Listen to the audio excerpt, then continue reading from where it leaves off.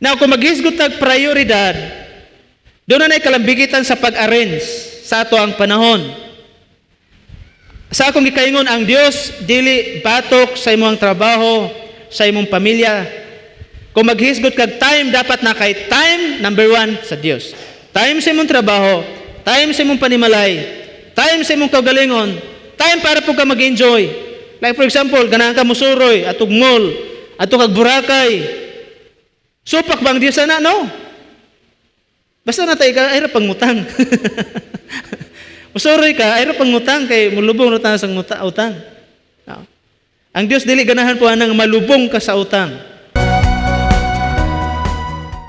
Matag adlaw kita puliki sa pagpasan sa tagsatag sa nato ka mga responsibilidad sa atong mga kinabuhi. Ug daghan kitag mga prioridad na dili nato pwedeng palibaran o atrasan, kinahanglan atong pasanon, trabahoon ug atong tapuson. Ug mao'y usa sa hinungdan nga namugna kini maong programa. Dahunog sa pulong sa Dios. Dahunog sa pulong sa Dios. Adlaw-adlaw na maghatag kanato kadasig, kaisog, usog kung sa paagi nato ato bangon ug buhaton na nato ang mga responsibilidad. Ug kung kamo higala igsuon na panalanginan ning maong programa, ayaw kalimot sa pag-like, comment, and share. Ug follow alang sa mga pagbuhay pa lang. Alam ditid ka sa matag mensahe adlaw-adlaw. Ug ganiya si Pastor Rihong Favor, uban sa iyang mensahe nga naguluhan. Himo ang prioridad ang Dios ug dili katapusang opsyon. Sa unsang paagi nato iprioridad ang Dios atong kinabuhi. Number 1, time. Now sa Efeso kapitulo 5, 16 gato sa 17, mato pa rin ayuha paggamit ang inyong panahon, time. Kay dautan kining mga adlaw. Busa ayaw kamo pagpakabuang paning kamuta hinuon nga masabtan ninyo ang kabubuton sa Dios. Ayuhan ninyo mato pa rin paggamit ang inyong panahon atong oras. Mga kigsunan, ako di gyud ko motuo nga di ta makahimog gahin panahon sa Dios. Now, kung maghisgot tag prioridad, doon na kalambigitan sa pag-arrange sa ato ang panahon. Sa akong gikaingon, ang Dios dili batok sa imong trabaho, sa imong pamilya. Kung maghisgot kag time, dapat na kay time, number 1, sa Dios. Time sa imong trabaho, time sa imong panimalay, time sa imong kaugalingon, time para po ka mag-enjoy. Like for example, ganahan ka musuroy, atog mall, atog kag Boracay. Supak bang Dios na, no? Basta na tayo ka, ay pangutang. Musuroy ka, ay pangutang, kay mulubong na tayo sa utang. No. Ang Dios dili ganahan po anang malubong ka sa utang. No, kung sa atong kinabuhi mga kigsunan, ang Dios dili siya supak sa imong kalipay. Ang gusto lang sa Dios sa mga kigsunan, nga dapat imong bahigon ang imong oras. Now, unsa gingon sa Bible? Sa 1 Corinthians 10:31 ba na? Whether you eat or drink, or whatever you do all things for the glory of God. Bisag unsa inyong buhaton, buhata ang tanan for the glory of God, para sa kamayan sa Dios. Mag-inom, mukaon, o bisan unsa inyong buhaton, bisan nasa kamuadto, bisan unsa inyong buhaton, sports, ato kag mall, ato kag Boracay, bisan nasa, do all things for the glory of God. Saan paagi? Kamo, saan paagi niyo nabuhaton? Sa imong panimalay. Maglingaw-lingaw mo sa iyong panimalay, family bonding mo, pray una. Pasalamata ang Dios sa time nga gihatag sa inyong kinabuhi. Nga namoy time magbanding-banding sa inyong panimalay. Sa pag-adto nimo sa imong trabahoan, pray. Pag-ampo sa Ginoo nga kang labdagan, nga inigsulod nimo sa imong trabaho, dili ka saputon. Kag saputon ka dito mga kaigsunan, apektuhan imong trabaho o maglain pa imong amo sa imong kinabuhi. So, ampo sa Ginoo para tagan kaniya guidance. Kung kamo mga estudyante, saan pagi ninyo may imong priority ang Dios sa pagbangon ninyo sa kabuntagon, sa pag-adto ninyo sa inyong eskwelahan. Dapat mag-ampo mo. Kung nana mo sa eskwelahan, pagbinuotan. Ayaw apel sa mga bisyo, ayaw apel sa mga kahilayan, ayaw apel sa mga temptasyon nga makadaot sa imong kaugalingon. Sa ingon niya nga pagi, mahimaya ni mo ang Dios. Time. Naman tayo time sa cellphone. Di ba ang ingon sa Bible, sa inyong buhaton, buhatang tanan sa paghimaya sa Dios. Now ang Dios, dili sopa, kung mag-cellphone ka, magtanaw ka, computer ba unsa? Now, saan pagi nimo mahimaya ang Dios bisan mag-cellphone ka? Cellphone, mag-isgoy kag cellphone na diha tanan. Na diha mga pornography, unsa pa diha nga klase nga dili maayong tanawon. Pero, muagi ko na. Labi na ato ka sa TikTok. Ako nisulay ko sa TikTok, mas grabe ang TikTok. Na ako'y page, di man na page sa TikTok, no? Mas grabe ang TikTok, no? Kaysa Reels, kaysa Facebook. Dagang kayo mga dili maayo. Na unsa ba itong buhaton? Muagi man guna diha. Di ba? Naago na sa kuan. Ilabi na, api na ka-worse kung ato na kag-website yun, nga murag di na yun maayo. So, mga batanon, saan paagi nato, himayaw ng Dios bisan sa paggamit nimo sa tanang butang.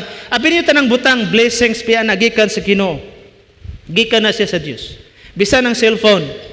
Now, ako moingon ko tanang butang why namugna dinhi nga wa gialaw sa Dios. Cellphone dili dautan. Salapi kanang kwarta dili na siya dautan. Kabalumon say dautan ang sayop nga paggamit sa cellphone. Wa na kay time sa Bible, wa na kay time sa pagkuan, wa na kay time sa imong pamilya, kay puro cellphone na munay sayop. Ang imong paggamit mao'y sayop. Dili ang cellphone mao'y sayop. Dili ang cellphone mao'y sala. Ang salapi, ang kwarta dili siya sala. Ang sala gingon sa Bible ang sobrang paghigugma sa salapi. Nga tungod sa sobrang paghigugma sa salapi, magbuhat nag illegal, magbuhat nag dilimayo, mupatay na og tao, manaot na og tao, mangapak nas kinabuhi sa laing tao para makaangkon og daghang salapi. Mao nay sayop. Apan ang salapi mismo neutral na siya, cellphone neutral na siya. Doon ay uban nga mga simbahan, bisan sa pagtanaw cellphone, bisan unsa diha, sala para nila. Dili sala ang paggamit cellphone, dili sala ang pagpangandoy og salapi.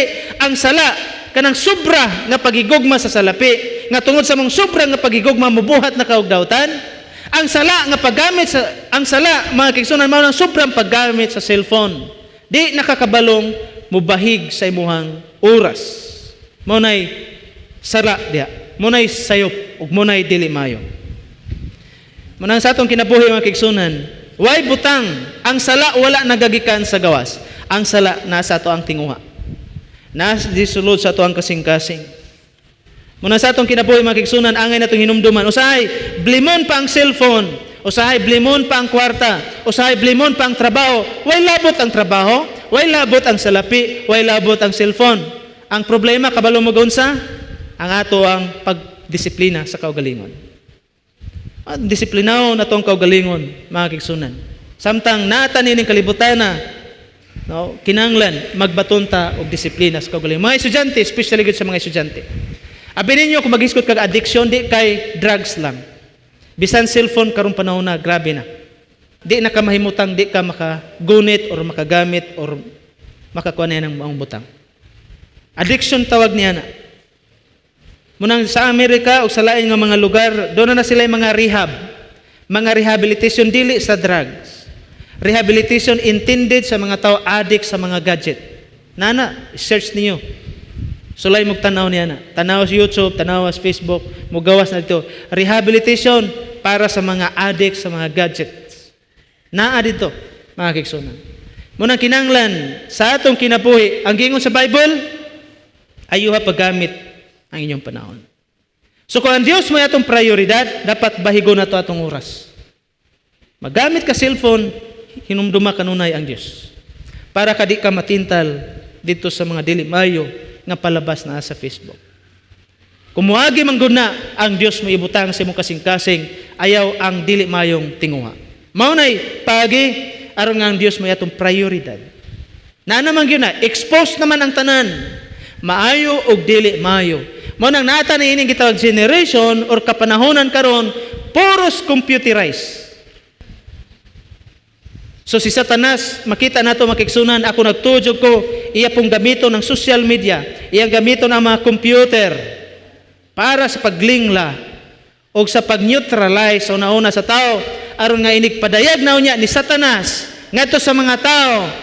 Friend na sila. Kabantay mo sa movie karon katong dagway ni Satanas o katong bata, na imong higala niya si Satanas, kana siya nga movie, prophetic na siya, sa umaabot nga mga butang mahitabo sa kalibutan, Karon daghan na kayong higala si Satanas kalibutan, akong balikan. Atong makita normal ang pagsangpit sa ngalang yawa. Munag moabot panahon nga manormalize na gyud na mga kigsunan, inig-abot ni Satanas, inigpailan ni Satanas sa mga tao, friend na sila. Tanawa, sundan ninyo na nga movie. Hinay-hinay na nga gi-connect ni Satanas ang kaugalingon sa una-una sa pagkinabuhi sa mga tao, aron unya inigpadayag na ni Satanas dili mahadlok ang tao ni Lucifer. Aron isipon na sa mga tao nga higala, pwede diayng higalaon si Lucifer. Pwede diay natong himuong best friend si Lucifer. Ug mo na nahitabo karon, ang best friend sa kalibutan yawa nganuman, mapandol yawa. No? Magproblema sila yawa. Samok silang kinabuhi yawa. O kinsa ilang best friend? Si Satanas. Nahimong higala og sud na nila nganuman, masakitan sila, imbes Ginoo sampiton, imbes best friend nila sampiton, yawa ilahan sampiton. Mga sa atong kinabuhi mga kigsunan, ayaw limbongin inyong kaugalingon, matod pa diha ni Apostol Pablo. Dili nato limbongan atong kaugalingon. Dili nato malimbongan ng Dios sa atong kinabuhi. Muduol ta sa Dios uban sa paghinulsol. Himo ang prioridad ang Dios sa imong kinabuhi bisan sa imong pag-eskwela. So muni time, ikaduha treasures. Mingkang treasures, mga bahandi. Natanawa Hagio 2:8-9. Ako ang salapi ug ang bulawan. Ang bag-ong templo mas matahom pa unya kay sa daan, ug pauswagon ko ang akong katawhan. Ang Ginoo nga labing gamhanan maoy nagsulti niini. Unsay gingon sa Dios? Ang salapi ug ang bulawan, ako treasures, mga bahandi. Iya na sa Ginoo. Munang ningon ko kaganina, ang salapi dili na siya sala nganuman. Dios may nagbuhat niya na. Tanang bahandi sa kalibutan iya sa Dios. Busa kanang mga bahandi dili na siya evil. Dili na siya dautan, ang sala ang dakong tinguha. Kana pang magpasilaw na ka sa salapi. Magpalimbong na ka sa salapi. Gihimo ng Dios ang salapi. Mao na sala. Diya mga kigsunan. Matthew kapitulo 6, 19-21. Ayaw kamo pagtigom og mga bahandi alang sa inyong kaugalingon dinhi sa yuta. Kay tayan lamang kini og kutkuton sa anay o kawaton usab sa mga kawatan. Pagtigom hinuon og mga bahandi alang sa inyong kaugalingon dito sa langit, din walay taya og anay nga makakutkot nini, og walay mga kawatan nga makakawat nini. Kay hain gani ang inyong bahandi at usab dito ang inyong kasing-kasing. Tanawa bago diha. Ang giingon sabta pagayo. Mato pa ayaw kamo pagtigom og mga bahandi alang sa inyong kaugalingon. Kana bang pangandoy bitaw nga pormirang kaugalingon. Tigom pahandi para sa kaugalingon, para sa pamilya. Kaugalingon nga kaugalingon ra pirmi ang ginauna. Munay point din ha ni Jesus Christ kabalo mo ngano, nay taya, nay anay, nay kawatan. Sa may mahitabo niya na makigsunan usahay, padalag balatian, magkakuha nga magkawala tong maong salapi. Daghang pwedeng mukuha, no. Bisan mga dato nagtumo ng mga dato, inguna na ka secure ang ilang kinabuhi, no. Kana mga dato mas dagko sila responsibilidad ug mas dagko ang ilang ginauna kay nganuman gamay rang move no sa ilahang negosyo pwede na makulaps tanan. Kanang mga dato milyon-milyon na sila og mga ginansya. Pero angay po ninyong hinumduman bisan pila lang kaadlaw pwede pong milyon-milyon nga malugi sila. Pwede pong nga mabankrupt na sila. Ingon na parehas ra tutong una-unaon. Ita mga pobre medyo gamay-gamay responsibilidad tong ginauna. Pero mga dato, dagko kay income, pero dagko kay nag-responsibilidad ilang ginauna. Ungod niya na. Munang sa atong kinabuhi mga kigsunan. Now, ang gidili ragit sa Bible, magtigom og pandi para sa kaugalingon. Kinala masabtan ko na nato. Kaya naman po yung mga tao karon nagwali nga matod pa nila kung maghisgot kag treasures nga matod pa nila nga mura og ang salapi sala na. Dili sayo pagtigom kag bahandi. Basta kabalo ka mo share. Kabalo ka mo paambit, maghihatagon ka ngadto sa mga tao. Og especially diha sa Ginoo. Ang giingon ra sa Bible, ayaw ka mo pagtigog bahandi alang sa inyong kaugalingon. Naamo gyud mga tao ang ingon nga na. Ang ilaharang pangandoy maningkamot para ra sa kaugalingon, para ra gyud sa kaugalingon nga kaugalingon ra ang ginauna og dili na moy kabubuton sa Dios. Kay matod pa diha sa katapusan kay hain gani ang inyong bahandi at usab didto ang inyong kasing-kasing. Munay sala. Munay sala mga kigsunan nga din bahandi ra kanunay atong giuna-una. Wala na ito gihatagan og taas nga importansya ang Dios. Ang Dios ug ang salapi di na siya pwedeng musimba ka sa salapi, musimba ka sa Dios. Simbahan ang Dios. Ang saging sa Bible, seek first His kingdom and all these things including money, positions, wealth, ang shall be added unto you. Idugang diha ninyo muni saad ni Ginoong Jesucristo sa ato ang kinabuhi. Muna sa atong kinabuhi mga kigsunan, kini ato ang time, atong oras, kaya atong treasures, mga butang. Maghisgot ka, pastor, wala man kayo treasures. Imong trabaho, treasure na. Ibutang ko na, blessings biya na. Kung na kay trabaho karon, dako, maayo, or unsa man nga klase nga trabaho, blessings na gikan sa Ginoo. O ba mo masayod niya na? Panalangin na gikan sa Dios sa atong kinabuhi. Unsa may negosyo man na, bisan gamay, or unsa na nga klase nga patigayon sa iyong kinabuhi, blessings na gikan sa Ginoo. Manang pasalamata ang Dios niya ng tanan. Pasidunggi ang Dios niya ng tanan. Ikatulo, talent. So kining time, kini atong treasures, kini atong talent, no? Mga kigsunan, mo kini atong hinumduman. Iya ni sa Ginoo. Skills nimo, talent na. Daya sa unang Korinto 12:18 matupad ang Dios nagpahimutang sa nagkalain-laing bahin sa lawas, sumala sa iyang pagbuot. So, diyan mo makita nagkalain-lain. Nagpahimutang ang Dios sa nagkalain-lain. Buti pasabot niya ni giulagway din diya sa iglesia. Matago sa nato lahi-lahi tag katakos, lahi-lahi tag talents, lahi-lahi tag skills.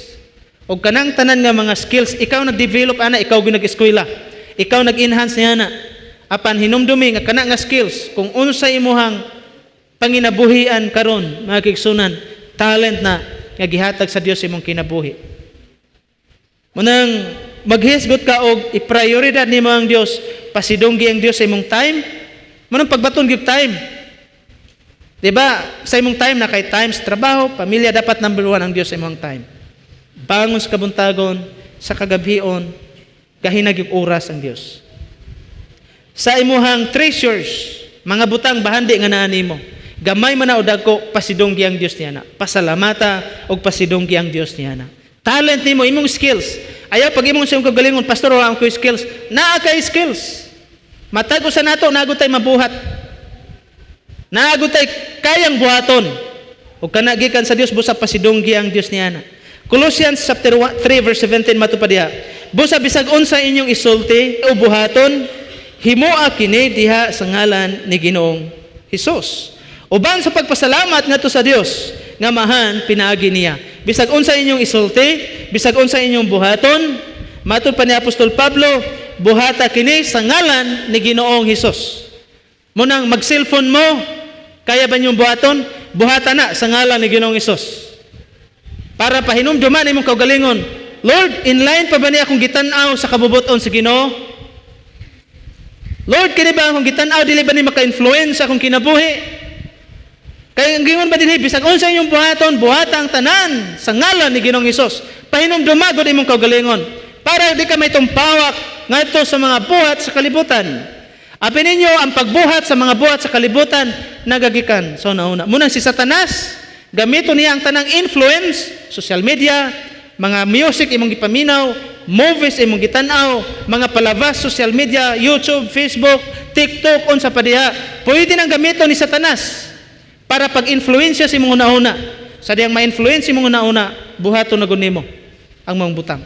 Munang bisag unsa inyong buhaton ang gingon sa Bible, buhatang tanan pinaagi sa ngalan ni Ginoong Hesus.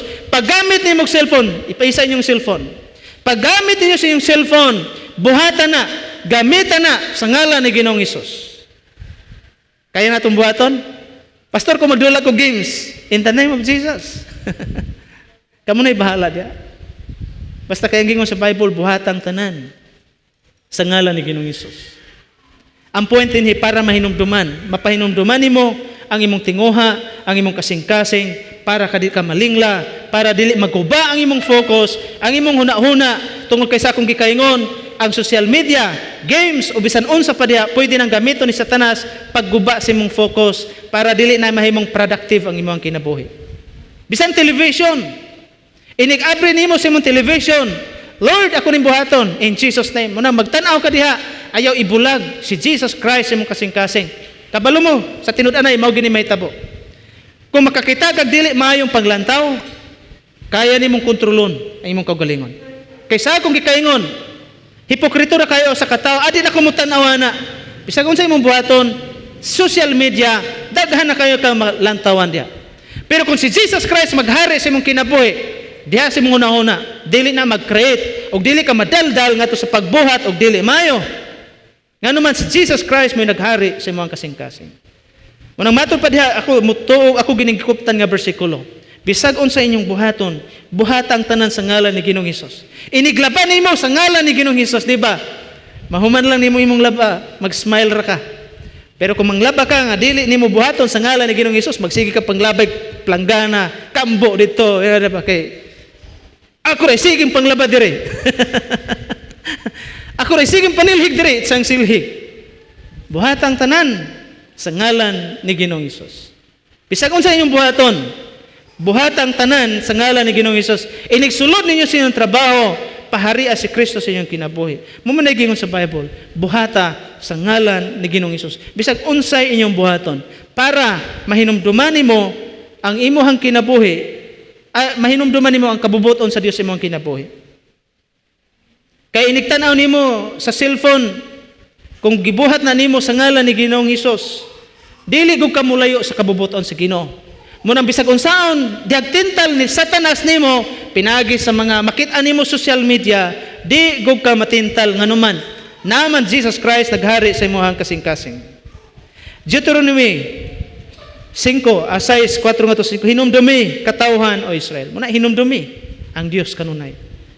Ang Ginoo ug ang Ginoo lamang mao'y atong Dios. Higugmaa ang Ginoo nga inyong Dios sa tibok ninyong kasing-kasing, kalag ug kusog, hinumdumi. Ayaw kalimtang Dios. Muna bisag magtanaw ka cellphone, bisan na ka sa trabaho, hinumdumi ang Dios. Akong challenge ninyo, inig uli ninyo, inig tikang ninyo, inig sakay ninyo sa motor, ingnay mong kagalingon, hinumdumi ang Dios. Alaalang, istoryahin yung kagalingon. Kung sa may tawag nimo si mong kagalingon, abi ninyo para maistorya nimo imong kagalingon, paggamag ngalan nga para si mong kagalingon. Unsa may imo itawag si mong kagalingon? Para mabahinumduman. Iniglakaw nimo self, hinumdumi ang Dios. Pagtrabaho nimo self, hinumdumi ang Dios. Pagparalami nimo self, hinumdumi ang Dios. Sa tanang mo binagingon din sa Bible, hinumdumi ang Dios. Sa tanang higayon, ganun kinanglan hinumduman nato ang Dios. Abi ninyo, ako gini na experience. Na ko ang Dios na kanuna itong kasing-kasing. Mag-drive kag motor, ako na-experience na ako. Diya may tapsingan ko. Kusok yung busina ba di patapsingan ko? Murag na kong nag-super science. Batang 90s mo na, no? Na bang nanginit na kapag-ayo? Kunya, akong aksyonan akong sunod. Papas na ako. Una-una mo kung kagalingon, pastor mo ko. So, yun ko, sige, diretso na lang. Sa atong kinabuhi, magbaton tag pagpugong sa kagalingon. Atong pahinumduman kanunay, nga ang Diyos maoy ato ang kalig-on. Kusog, no, sa ato ang kinabuhi. Una sa atong kinabuhi, mga kaigsunan, pabilin nga magmatinunanon diha sa Ginoo. Surrender sa Dios ang iyong kagalingon. O himuha siya nga mo'y prioridad sa inyong kinabuhi. Bisan asa mo mo ato, himo ang prioridad ang Dios. Kaya sa atong kinabuhi, bisan unsa atong buhaton, buhatang tanan sa kahimayaan sa Ginoo. Buhatang tanan sa ngalan ni Ginoong Hesus. Para guided ang atong kinabuhi. Muna akong challenge sa matagusa. No? I-prioridad ang Dios. Bisan social media, makita ra man na, no, sa atong kinabuhi. Kung prioridad nimo ang Dios, bisan cellphone, karon atong sugdan. Saan pagi na mahimong prioridad nimo ang Dios? Sa imong cellphone, pag-post og mga mensahe nga gikan sa pulong sa Ginoo.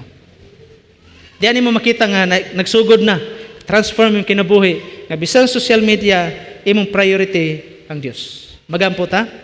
Ginoong Dios, salamat ining mensahe nga mong nadungog karon. Ako nagampo nga sa mga kaigsunan, ikaw magagiya ug magapanalangin, gamit ang imong pulong o Dios nga maghatag og lamdag giya sa among kinabuhi.